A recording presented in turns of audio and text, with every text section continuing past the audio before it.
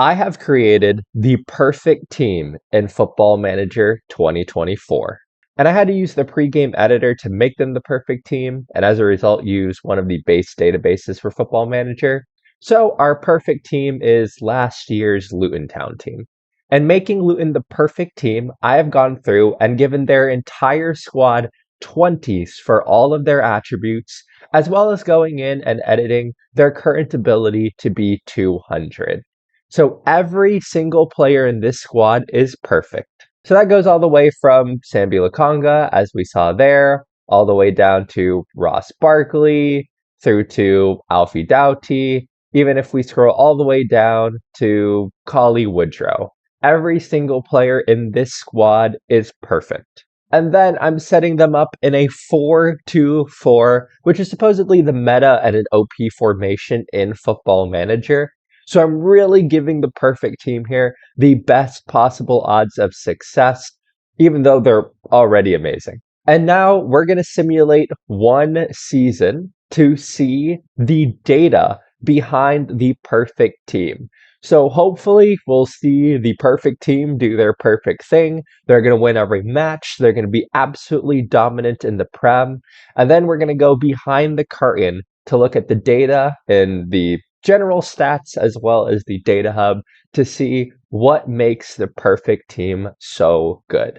So I'm going to simulate forward 1 year, and that one season was absolutely incredible. I don't think I've ever seen, even in the perfect team experiments, I have never seen a team do this well before. The 38 wins, 0 draws, and 0 losses is not surprising in the slightest. But the perfect team scored 364 goals in one season. Over the course of 2 matches, they scored 28 goals against Wolves. They averaged a 14-0 victory, most likely. They only allowed 13 goals. There's only 3 teams they allowed more than 2 goals against, for a 351 goal differential. I'd be curious to see if you added most of the rest of the teams in the league, how close that would get to 351. And of course, they finished on 114 points. The perfect team truly had a perfect season. And just to quickly check, how did they do in the season? 14-0 over Bournemouth, 11-0 over West Ham, 17-1 over Fulham. They scored 17 goals. The 3-1 victory over Arsenal almost looks disappointing. 15-0 over Everton, 11-0 over Man United, 17-2 over Aston Villa, 17-0 over, and Newcastle are a good team. To beat them 17-0 is crazy. And unsurprisingly, they won the Carabao Cup final 11-0 over Newcastle. And at the bottom, 12-0 over Leeds in the FA Cup final. All right, they won the domestic treble, won absolutely everything. Let's look at some of the stats now. I want to start off by looking at some of the player stats because these are absolutely insane, notably the goals and assists, because Carlton Morris, who's a perfect striker, scored 65 goals in a season, followed up by 44 goals, 43 goals, 36 goals, 28 goals, 25 goals, 22 goals, and 21 goals. All of these totals are enough to win the Golden Boot, but the fact that no other club has a player in the top 8 goal scorers in the league is pretty incredible. And the same thing goes for the assists. We have a player with 48 assists here. Jacob Brown scored 44 goals and got 38 assists. He had over 80 goal contributions for this season. And looking through again, these assist totals are enough for any player to be the top assister in any other year. But the fact that is, Luton has the perfect team here, has the top 8 assisters and the top 8 goal scorers. And overall, these players are just dominant in notable categories such as shots, where Erling Haaland gets a shout in there, as well as most key passes, with only Kieran Trippier also being in there. Looking at the team overview, it looks like some things were maxed out, such that they couldn't even be represented in game because they scored so many goals. We have most goals, 108. They scored over 300 goals. So it looks like some of those things aren't correct. Most shots for, that might have even been higher. Fewer shots against.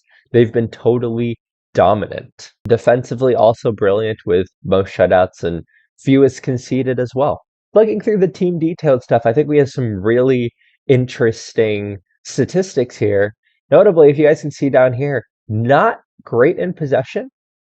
They are only 10th for the team in possession. They were very mid-table as a possession team. In fact, even having less possession than most of their opponents. That's not super surprising, though. The 4-2-4 is not a possession-based formation. It's very attacking and scoring. And honestly, they probably scored so many goals that the other team had the ball off of kickoffs a lot. This is to be expected with a team that's so physically dominant, being the perfect team. But they were brilliant at winning headers. They had the most headers won by almost double the second place team. And the headers won ratio is incredibly high compared to the second best team. So this team is dominant aerially. They're physically dominant. I mean, not surprising, but it's interesting to see just how physically dominant the perfect team is compared to the rest of the league. And they did that without having too many yellows or reds from the look at it. Actually, the perfect team had the least number of yellow cards in the league. So even though they were winning a lot of headers and probably winning tackles at a high ratio, they weren't getting a lot of yellows for it. They only had 30 yellows throughout the season. And of course, unsurprisingly, no red cards either. Unsurprisingly, they are the best team in goals and goals per game, but these stats should be a lot higher. I think also there is a glitch and the expected goal. Like I think the perfect team scored so many goals that it actually glitched out my game because they should be the best team with expected goals over performance. So as you guys can see here, they were expected to score 265 goals. Of course, they beat that by about 100 goals. But the expected goals over performance, since it only registers them in the stats of scoring 108 goals, even though they scored over 350, they actually have an underperformance by 157.61 goals, which is incorrect. It should be expected goals over 100.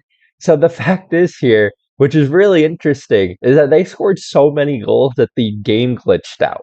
Also, unsurprisingly, they had the best crossing completion percentage when you have the team of just the best crossers in the world and a team that's going to win most of the headers. They were super high there. They also had the most crosses completed. They had almost 800 more than the next team, which is pretty insane. They probably had more crosses completed than almost the rest of the league. Also, amazing from set pieces. 68 goals from set pieces. That's more goals from just corners alone than other teams scored throughout the whole season. It's crazy to see just how dominant the perfect team is compared to just the next best team. They had so many more chances created, so many more shots for, so many more shots on target, and a much better shot on target ratio. And the thing is, the conversion rate, they're going to be last in the conversion rate. That's all messed up because of the total number of goals scored, but that should be much higher. They had an insane number of shots per game. These are actually incredible numbers. The fact that they're so much higher compared to the next best team, I didn't realize just how dominant the perfect team would actually be. And unsurprisingly, defensively, absolutely brilliant. They only had 11 expected goals allowed. The next best team, Man City, had 45 expected goals allowed. It's incredible. They actually allowed a goal off of a corner. That's almost surprising. It's incredible just how dominant they are. I know I'm just repeating here, but it's like the distance between how good they are and the next best team in the league is incredible. The only thing I'm surprised about is that they're tied in tackles won ratio. I'd expect this to be higher. But the fact is they're still tied for first, so they were still the best team in the league. They probably aren't as high as they could be just because, as you guys can see here, they weren't tackling as much. Probably because, well, but they didn't have the ball that often. This is the only one that I would expect to be a lot higher. But even despite that, maybe they were also getting a lot of interceptions, maybe with good anticipation, because they've won possession more times, but their tackling percentage isn't necessarily as high. So they probably won a lot of interceptions as well, and that would explain why they didn't tackle as much. All right, let's move into the data hub now. Let's start with some of the generic player ones and then look at the team ones. But looking through at all the players here, we can see here just how dominant they are because like the red ones here are all of the perfect teams players, and then this is the rest of the league. So just looking at scoring forwards here, for an example. The rest of the league is here, and then every single player on this team is an outlier, but every forward is an outlier compared to the rest of the league. Look, there's a cluster of players in the league here, but our group of players are huge statistical outliers. It is incredible seeing how good this team is. We also know, just looking at the data here, I mean, the goal output's incredible. Goals per 90 minutes and assists per 90 minutes.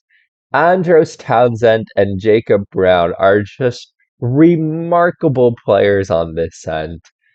I mean, again, the rest of the team is somewhere around here. And usually they're either just a high scorer or a high assister, not both, as you can see by kind of being on these edges. But the fact is, they are huge statistical outliers that need to be investigated further. I love these graphical representations for how good this team is. It's very interesting seeing from goalkeeping perspective is that Thomas Kaminsky, since he didn't have many shots against him, he didn't have to make many saves. So he's part of an impenetrable defense here because he's not conceding that many per 90 minutes. But because the defense is so good, he also doesn't have to make that many saves. So he's actually an outlier on this end from not necessarily being a great goalkeeper, but just from the team having a great defense. Unsurprisingly, headers won ratio is incredibly high. This explains why the crossing percentage is so high. Again, our forward players are so good in the air, 20 jumping reach, 20 strength, 20 heading, that they're just so incredibly good that they are outliers in this area. But Elijah Adebayo, absolutely a brilliant header.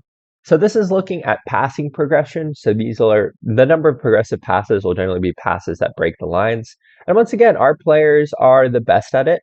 But because they're attempting so many passes, they're a little bit inaccurate. This is interesting because we also saw this with the perfect player, where they had inaccurate passing, but they had a high number of aggressive passes. And this is what we're seeing here, is that all of these perfect players are similarly having, despite the inaccurate passing, a really almost outlier number of progressive passes. I'm surprised that also crossing specifically for defenders is in this data hub.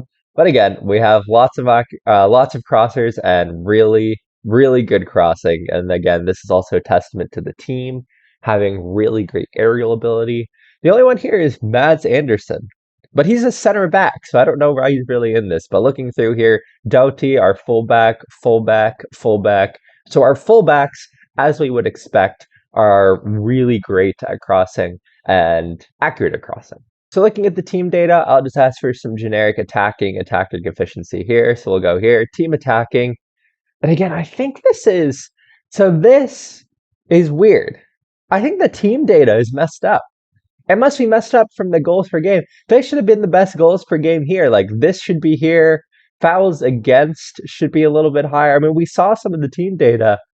I think that the perfect team did so well that some of the data actually got messed up. Look at that, because all of this stuff should be a lot higher. I think, wow, the perfect team did so good it glitched out because again, goals per game should be the highest by a huge margin. This is so strange. Interestingly, here again, because they only had 108 goals in the data, even though it's much higher, the perfect team actually has the worst shooting. It should be somewhere over here. But it's an actual outlier because even though we have all the expected goals and the shots correct, we don't have the number of goals correct. So the conversion rate is way off. So actually, this is so weird to look at because they should be over here. They're an outlier. They're an outlier in the opposite way that they should be. So the perfect team should be somewhere over here. But the set piece data is correct. So looking at the set pieces and the expected goals from set pieces, incredible. The rest of the league is somewhere around here. And we have shifted it so much. It is incredible to see that as an outlier. All right, all the defending stuff should be correct. So we'll look at the defending stuff, looking at outliers here. Again, looking at, so blocks and clearances. Interestingly, the perfect team doesn't need to have a lot of blocks or a lot of clearances because they're not facing many shots. So as a result, the perfect team is way down here.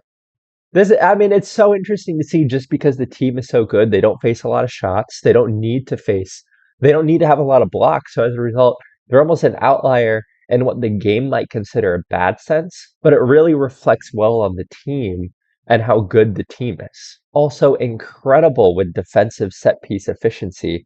Looking down here, they've barely allowed any crosses or goals. Again, they're a huge, like the better teams are on here. Like you can see it's Chelsea, Liverpool, Arsenal, City. And then there's this huge gap, and then there's the perfect team. This is what we want to see as far as team defending is concerned. No goals conceded, no goals against per game, incredible shutouts. They're tied for the best in tackles won ratio, so this should actually be here. But again, we can see here that the fact that the team is so good, they don't create many fouls. They don't need to necessarily have a lot of opposition passes per defensive action. This should be, oh, this will be lower. Okay. So if it was higher, it would be a bad thing. Oh, I really still want to see a polygon that's almost completely full to the outside, but it looks like you can't have this on the team defending one. This is defensive actions per 90 minutes here. And again, the interesting thing here is we have considerably fewer defensive actions than average. That's because we're winning the ball so often and we have the ball enough that they don't need to have as many defensive actions. It's so annoying that the game glitched out because the perfect team was so good. So we can't see how actually good some of these because the goals per game should be higher and the shots on target ratio, I think, should be higher as well. But this polygon should be much better, but this is looking at the general performance. And again, looking at the, or I think this is an octagon actually. And again, looking at the octagon here, it should be much more pleasant to look at, and that these yellow portions should be more towards the end. And again, as we can see here, we have a really good team, but the goals per game should be higher, and a couple of the other things should be higher as well. This is an interesting one. I think this is based on the tactic, but also how good the team is. We're looking at the average defensive line height and the opposition passes per defensive action. And the perfect team is amazing at this. They have a high defensive line and they win the ball back more often. So as a result, our pressing intensity is incredibly high compared to the rest of the league. And that is something that you can do when you're so much better than the rest of the league. The final thing that I want to look at here is the pass map comparison. So obviously this is against Leeds, who are in the championship, but it's interesting to see because this is probably indicative of what it looked like throughout the season. So we're looking at the pass map here, and a lot of this shows also the average positions and the average passing positions of our players. And we can see here, we talked about the higher defensive line in the previous one, and we can see here, our team is so much higher up the pitch than the other team. And this is one of the reasons that this team is going to be so good. We're so much higher up the pitch. So as a result, we're passing it more often in the middle third and final third, while the other team is having difficulty just breaking out of their own half. So these average positions here and the pass map comparison is again another indicator of just how good this team really is. Well, that is everything I've got. We had a fun look at all of the stats and the data hub for this team. Unfortunately, though, the perfect team was so good that some of the data and the stats actually glitched out. So maybe we didn't get exactly everything that we wanted to see. But again, the perfect team was incredible. We saw through the stats and the data just how dominant they are and how incredible they are at things like with the pressing intensity and just the number of shots and how physical they are compared to the rest of the league. We can see that with the stats and the data for really what makes the perfect team actually so good in the match engine. With that being said, this is everything I've got for this video. I hope you've enjoyed looking at the data behind the perfect team and what makes them so good. I hope you all are doing well. I hope you all are taking care of yourselves, and I will see you all in the next video. Bye!